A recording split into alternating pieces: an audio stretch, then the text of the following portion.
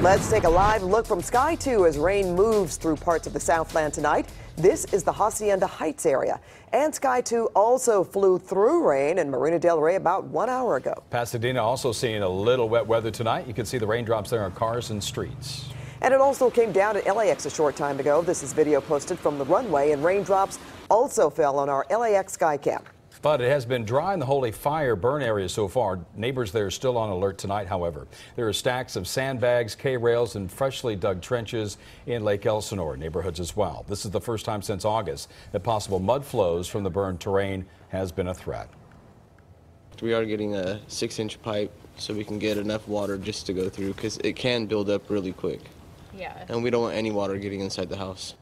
Yeah, police and other emergency crews are on full alert tonight and will be out in full force if the rain picks up. Well, Garth Kemp is here tracking the slow-moving system.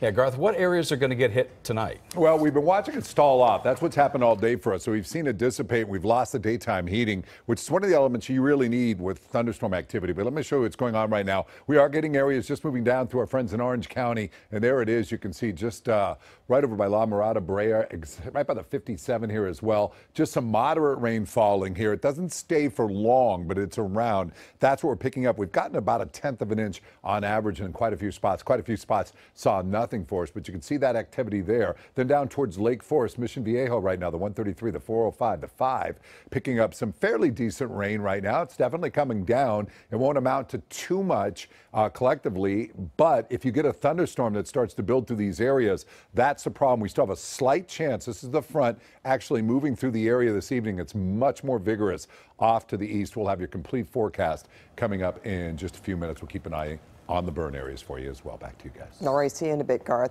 Well, breaking news in Thousand Oaks. Swim practice turns into a hazmat situation for nearly 24 kids. CBS 2's Suzanne Marquez is live outside Dayland Swim School. Suzanne. Pat, a scary situation out here for 19 members of this swim team. They evacuated the pool, many of them treated on the front steps of the school. Some of them had to be taken to the hospital. 19 kids between the ages of 11 and 15 got sick after pool chemicals were accidentally released into the pool as they swam. They had been doing their normal training and workouts in the pool as members of a competitive swim team at Dayland Swim School in Thousand Oaks. One of the swimmers, the son of the owner of the swim school. Could tell something was going on, and I went outside and they go, "What's happening?" I said, "I don't know." And I came out and he was, coughing and he's a little guy, so he was pretty upset, but he's okay. My husband came and picked him up, and we brought him in just to be sure he's fine, and he's fine. He was one of several kids taken to the hospital being treated for wheezing, coughing, and watery eyes. Yes, my husband took him to the hospital. They said that they gave him a little bit of asthma medication to help him breathe a little easier, and they sent him home. So the mom part of me is feeling a little better now too. I wish I was there, but she wanted to make sure the rest of the kids were okay. Now, Dayland Swim School has been here for more than 30 years. They say nothing like this has ever happened before. They're going to remain closed tomorrow to make sure all of the equipment is okay and fixed, and then they plan to reopen this Friday. Reporting live in Thousand Oaks, I'm Suzanne Marquez, CBS 2 News. Thank you. Well, 9 children right now recovering from injuries after their van slammed into a tree in Dana Point. Witnesses tell us the driver's brakes went out at the top of Cove Road right before the crash this afternoon. One man says the van almost hit him as it was barreling down the steep and winding road. And it was coming at me, and I swerved, and I thought, this guy or this person does not have brakes. And I'm like, oh my God, this is not going to go well. The kids are ages 9 to 12. 5 were taken to a hospital. 3 of them have been released, and 4 others, along with that driver, suffered minor injuries. 7 police officers have been shot in South Carolina, and 1 of them has died. We're trying to serve a search warrant on a man in an upscale Florence neighborhood. The man first shot 3 deputies, we're told, and then 4 officers were shot as they were rushing to the scene to help out. The officer killed is Terrence Caraway, a 30-year veteran of the police force. The suspect also held children hostage during that standoff, but they were not injured. Investigators have not said why they were serving that search warrant. Well, on the night before the updated FBI report on Supreme Court nominee Brett Kavanaugh is handed to the U.S. Senate, Local activists spoke out against Kavanaugh on the steps of L.A. City Hall. And CBS 2 political reporter Dave Bryan now has the latest on that confirmation battle tonight. Dave. Yeah, and tomorrow again is the big day, and there could be some logistical problems. It's going to be interesting to see when this all takes place tomorrow. That confirmation battle is hurtling toward a resolution, most likely by the weekend. The next step begins at 5 a.m. Pacific time tomorrow morning, when the senators in Washington will be able to read the latest FBI background report on the Brett Kavanaugh controversy. Reportedly, the one and only copy of that report they'll get.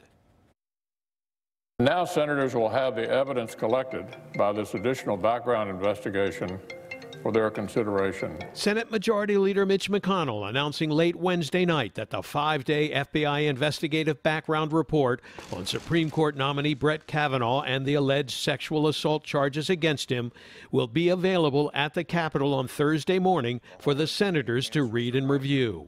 There'll be plenty of time for members to review and be briefed on the supplemental material. The FBI material is scheduled to be available for all 100 senators to digest, starting at 8 a.m. Eastern Time on Thursday.